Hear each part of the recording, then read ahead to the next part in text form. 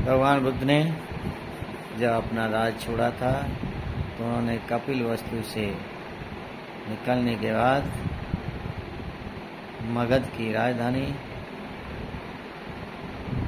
राजगृह में पहुंचे थे। जब ये दूरी उन्होंने पैदल की यात्रा दूरी तय की थी, 400 मील की दूरी बताई जाती है। राजगृह में जब भगवान बुद्ध ने प्रवेश किया तो वहाँ के लोग उनको देखने के लिए भीड़ लगाए हुए थे। नाना प्रकार की बातें कर रहे थे, कोई कुछ सोच रहा था, कोई कुछ सोच रहा था। इतने बड़े राजा के बेटे ने ऐसा किन कारणों से किया? कोई उनकी सुंदरता निहार रहा था, कोई उनके पात्र को निहार रहा था। नाना प्रकार की आपस में बातें कर रहे थे और भीड़ लगाए हुए थे। जब राजा को पता चला, बिम्बिसार को, कि मेरे महल के आगे भीड़ कैसी लगेगी, तो उनके सेनापति ने कहा कि दरबारी ने कहा कि बाहर उस पुत्र, शाक्य पुत्र, जिनके बारे में भविष्यवाणी थी कि वो या तो चक्रवर्ती राजा बनेंगे या वो बुद्ध बनेंगे, वही यहाँ पर आए हुए हैं, उनकी वजह से भीड़ लगी हुई है।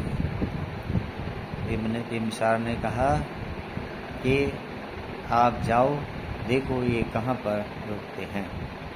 उनका दरबारी उनके पीछे जाता है। भगवान बुद्ध राजगृह में भिक्षाटन करने के बाद एक पहाड़ के पास चले जाते हैं। भिक्षाटन को लेने के बाद और एक स्थान पर जाकर बैठ जाते हैं।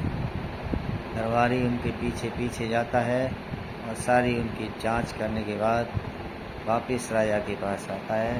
राजा से कहता है, राजन, ऐसे ऐसे उस जगह पर वो विराजमान है।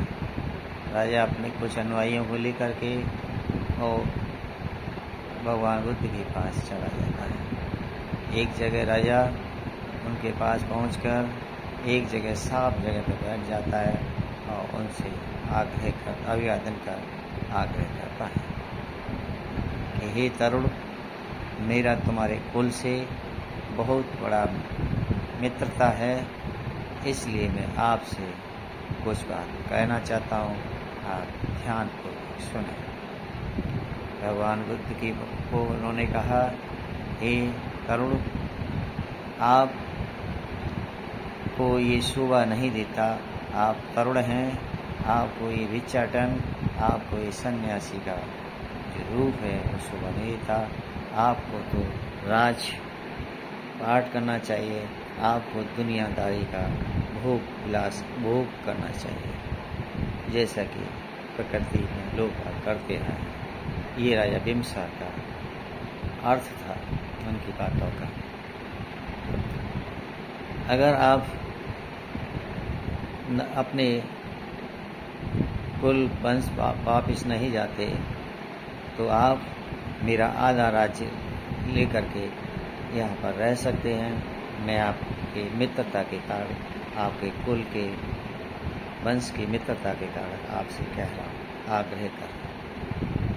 अगर आप अपने कुल वंश के अभिमान के कारण अगर मेरे राज्य को स्वीकार नहीं करते तो आप मेरी सेना को लेकर के अपने विरोधियों को पराजित कर सकते हैं।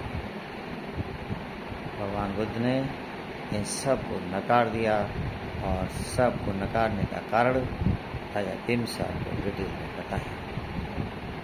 इससे साफ जाहिर होता है कि भगवान बुद्ध ने कभी भी राज्य, धन दौलत, राज्य की राजनीति आदि के प्रति कभी लगाव नहीं रखा। लेकिन आज के दौर में कुछ राजा लोग जो आजकल के नेता हैं वो भगवान बुद्ध का नाम लेकर या उनका फोटो लेकर के राजनीति करते हैं, जो कभी शोभा नहीं देती। क्योंकि भगवान बुद्ध ने तो कभी भी राजनीति की नहीं, राजपाट से कभी मुँह रखा नहीं, तो उनको लेकर राजनीति करना न तो तर्क संगत है न बुद्धि संगत है और कोई भी फायदा होने वाला नहीं। इसलिए भगवान बुद्ध का राजनीति करना नहीं होनी चाहिए, ऐसी हमारी मान्यता है। धन्यवाद।